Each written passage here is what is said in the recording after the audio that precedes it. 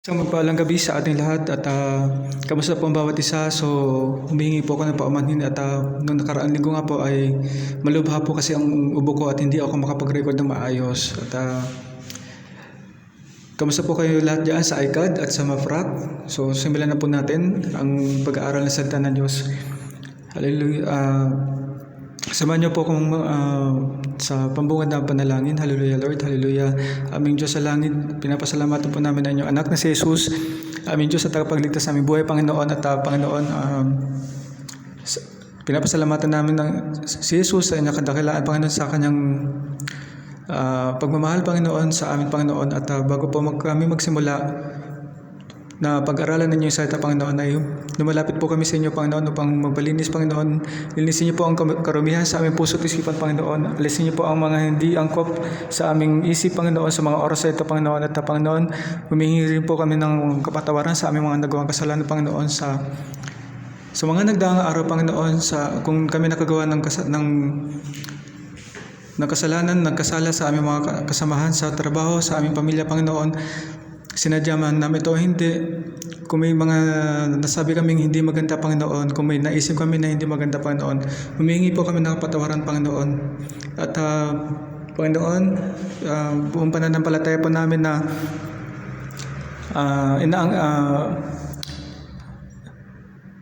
tinatanggap ang inyong kapatawaran sa bawat isa sa amin, Panginoon. Hallelujah Lord. At ganun din po ay pinapatawad din na rin po namin ang mga nagkasala sa amin, Panginoon. Naanyayahan po namin ang banal na Espiritu na samahan kami. At ngayong gabi, Panginoon, sa pag-aaral na inyo salita, Panginoon, manguna po kayo. Proteksyonan po kami ng banal na Espiritu sa mga oras ito, Panginoon. At tawag niyo po kami hayaang mabaling sa anumang distraction, Panginoon. At Panginoon, bigyan niyo po kami ng wisdom, Panginoon, upang lubos namin maunawaan o maintindihan ang inyong mensahe sa gabing ito. Tinataas pa namin ang lahat, ang aming gawain, ang aming pag-aaral ninyo sa salita, Panginoon. At inaangkin namin ang katagumpayan ng aming gawain ngayong gabi, Panginoon. Ito lang po aming panalangin, pasasalamat at pagsamba sa matamis sa pangalan ni Jesus. Amen. So mga kapatid, dadako po tayo sa bagong serye na ating tatalakayan. Ito po ay ang Fruit of Holy Spirit.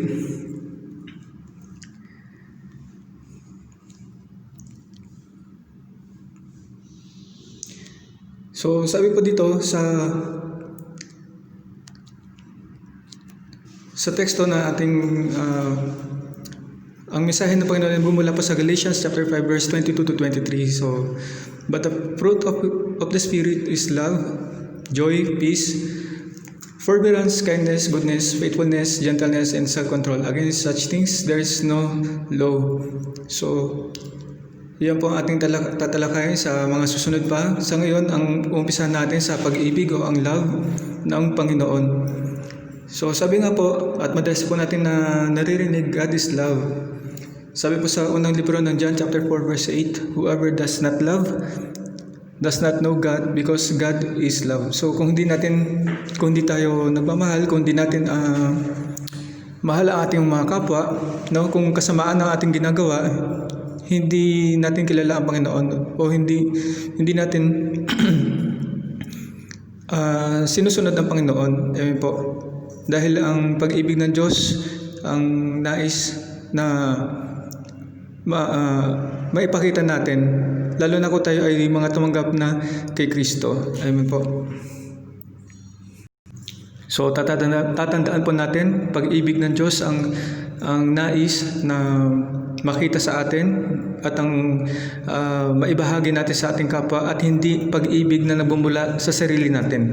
May po, magkaiba po yun. So may definition po ang love. So sabi po sa 1 Corinthians chapter 13 verse 4, 8, love is patient, love is kind. It does not envy, it does not boast, it is not proud, it does not dishonor others, it is not self-seeking, it is not easily angered, it keeps no record of wrongs.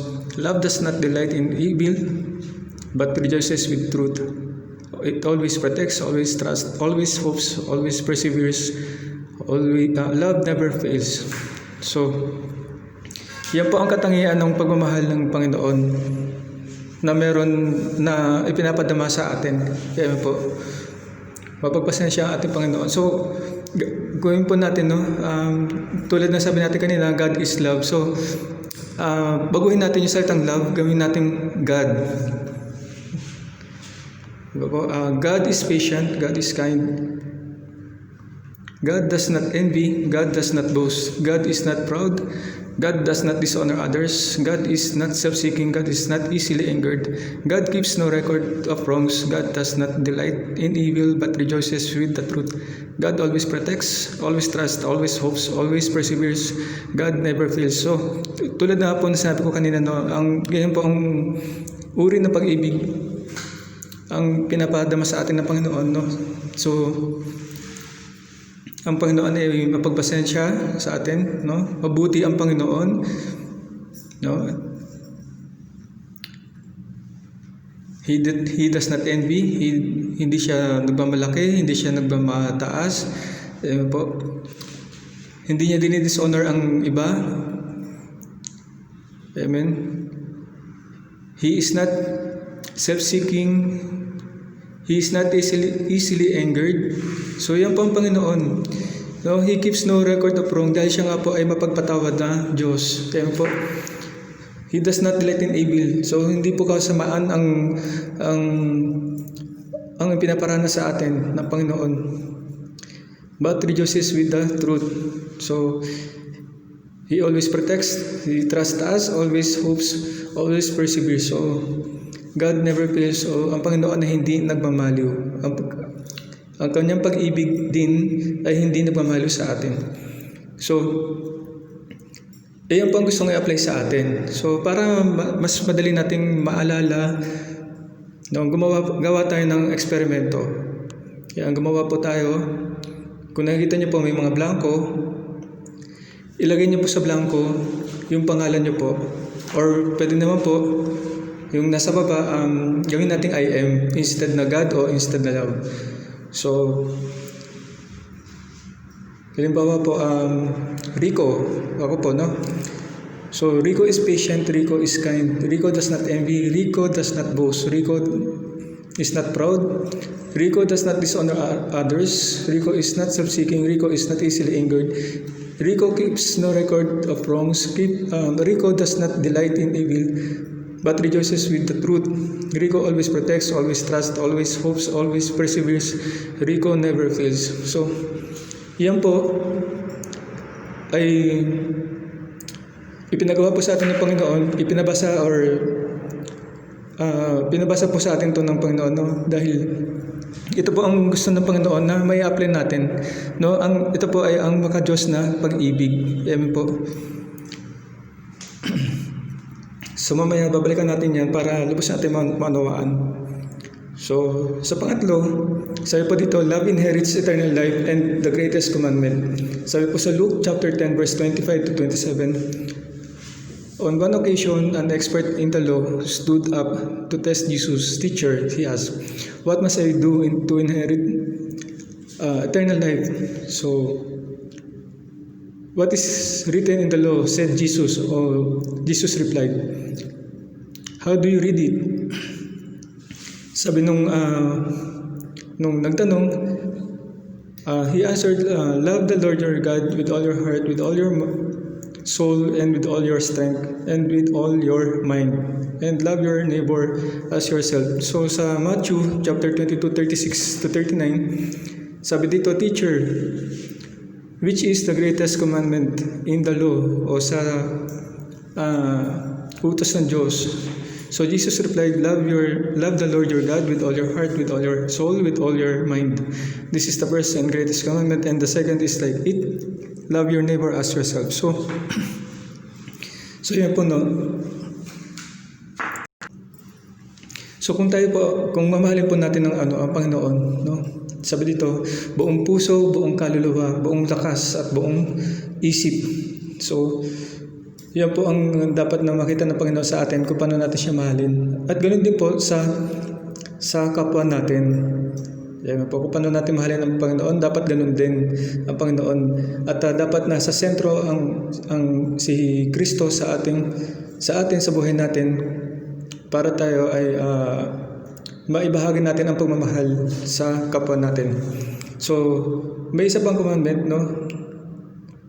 Love your enemies. Yan po ang sabi sa Matthew chapter 5 verse 43 to 45. You have heard that it was said, love your neighbor and hate your enemy. But I tell you, love your enemies and pray for those who persecute you. That you may be children of your Father in heaven. He causes His sun to rise on the evil and good, and sends rain to the righteous and the unrighteous. So, ibig sabihin po nito, no?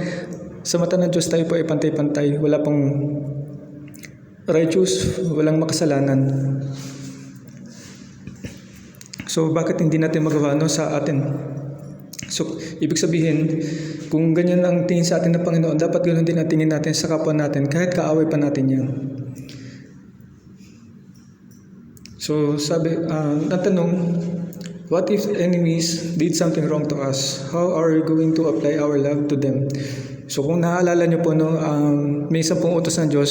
Sa 5 huling utos ng Diyos, yung sa ika-6 hanggang ika-10 utos ng Diyos, sabi po doon, huwag kang papatay, huwag kang mangalunya, huwag kang nanakaw, huwag kang sasaksi ng walang katotohanan laban sa iyong kapwa, huwag mong pagnanasa ang maangkin ang asawa ng iyong kapwa, huwag mong pagnasaang maangkin ang kanyang sambahayan, bukid, alilang lalaki o babae, baka, aso, anumang pag-aari niya. So, sa buhay natin, no? So, siguro naman, ang iba sa atin nakaranas na ng ito, no? Yung may magsaksi ng walang katotohanan. Ibig sabihin ito, no, ginawan ka ng kwento o chinismis tayo. So, madali lang. O sige, palampasin natin. Dahil alam naman natin ang totoo sa ating sarili. O halimbawa, ninakawan tayo. O sige lang, hayaan na natin. Baka naman kasi talagang malaking pangangailangan niya. So, paano kung may nakapatay sa miyembro ng pamilya natin? So, di ba parang ang hirap naman tanggapin, Lord? No, parang hindi patas, dapat buhay ang nawala, buhay ang kapalit. So, yung ang pumapasok sa ating isipan, pero tatandaan po natin ang definition po ng ang pagmamahal ng Panginoon. Love is patient. Amen po. So, ibig sabihin, kung may makagawa sa atin ng kasalanan, may magkasala sa atin, dapat maging pasensyoso tayo. So, tinuruan tayo ng Panginoon, tinanggap natin ng Panginoon sa ating buhay, si Kristo, nasa puso na po natin, at natutunan na po natin ang tamang pagpapatawad. Amen po. So, yan po ang ibig sabihin niyaan. So, sabi pa rito, it keeps no record of wrongs. So, pag may nagkasala sa atin, no, pag napatawadan natin, tapos na. Huwag na nating balik-balikan pa yung kanyang kasalanan o ang pagkakasala sa atin. So, love does not delight in evil. So, sa tingin nyo, pag tayo ba ay gumanti, nakamit ba natin ang katarungan? So, hindi, di ba? Ipagpasa Diyos na lang natin. Amen po. So yun po, no, sabi pa nga dito, no, ipag-pray natin, di ba?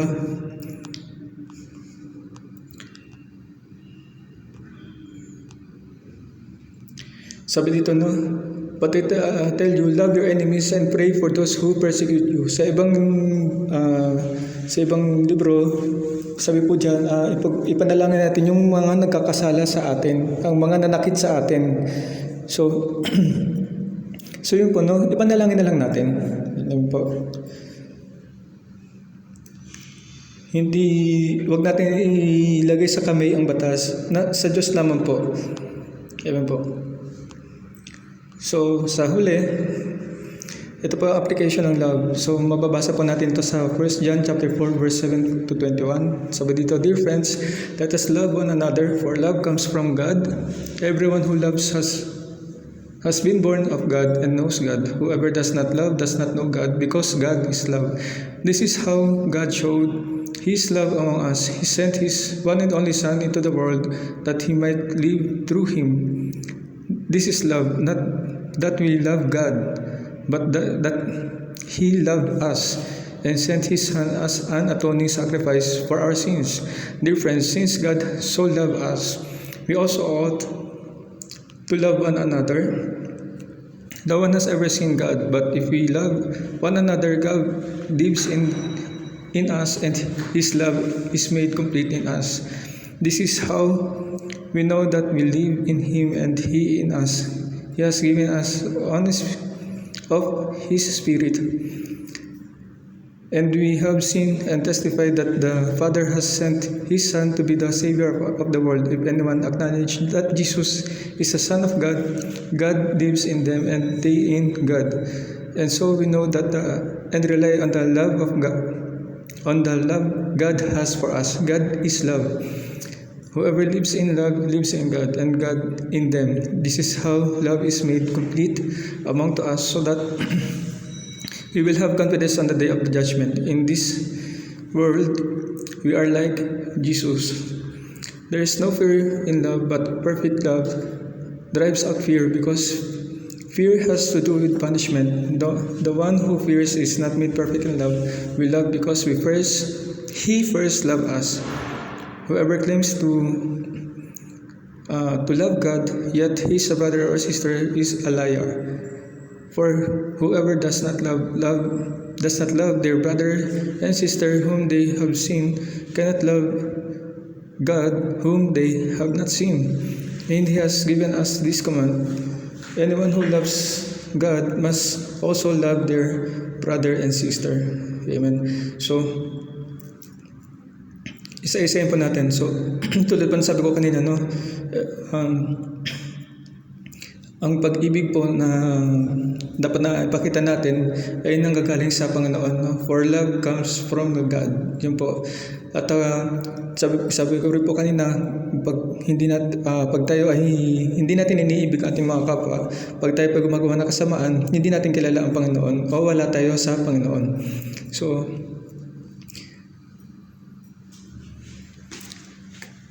So ang ating Diyos Ama, no, para ma-express ang kanyang pag-ibig sa atin, sinugo niya ang kanyang bugtong na anak, si Jesucristo, no, na napako sa krus para tayo ay ma-save sa ating mga kasalanan. So ginawa siyang pambayad sa ating kasalanan, no,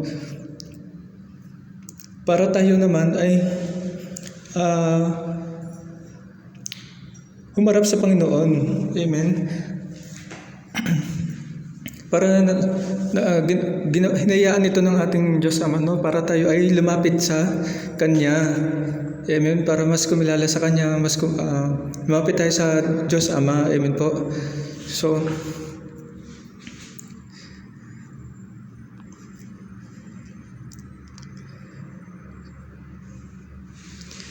whoever lives in love lives in God and God in them. Sabi dito, no, in this world we are like Jesus.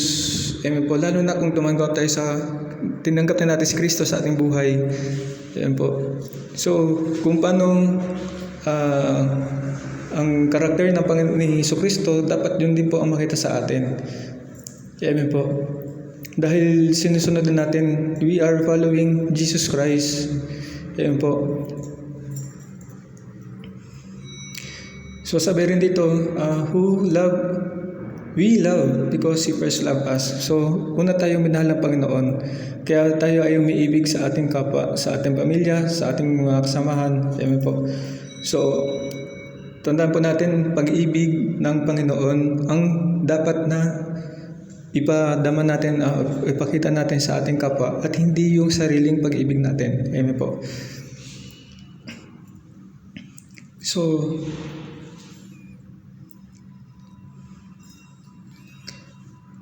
yan po, no, kung hindi natin iniibig ang ating kapwa, no, so hindi natin iniibig ang Panginoon. Amen po. For whoever does not love their brother and sister whom they have seen cannot love God. So whom they have not seen. So yun po, no, ang Diyos nga iniibig natin, pero yung mga kapwa naman natin, hindi naman natin pinaparanas ang pagmamahal ng Panginoon. So wala rin tayong parang silbi yung ipinapakita natin sa mga tao. Amen po. So dapat kung ano po ang natutunan natin sa pagmamahal ng Panginoon sa atin, kung paano tayo minahal ng Panginoon. So i-share natin, no? I-share natin sa kapwa natin, sa pamilya natin. Dahil ito ang nais ng Panginoon. Amen po. Lahat ng mga natutunan natin sa salita ng Diyos, ibahagi natin dahil ito ang pag-ibig ng Diyos sa atin.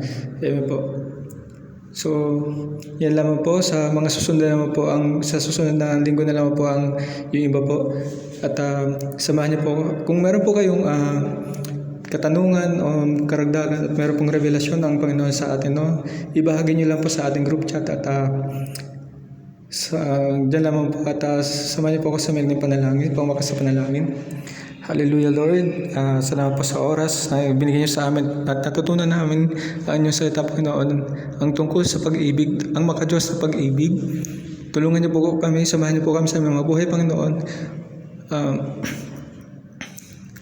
upang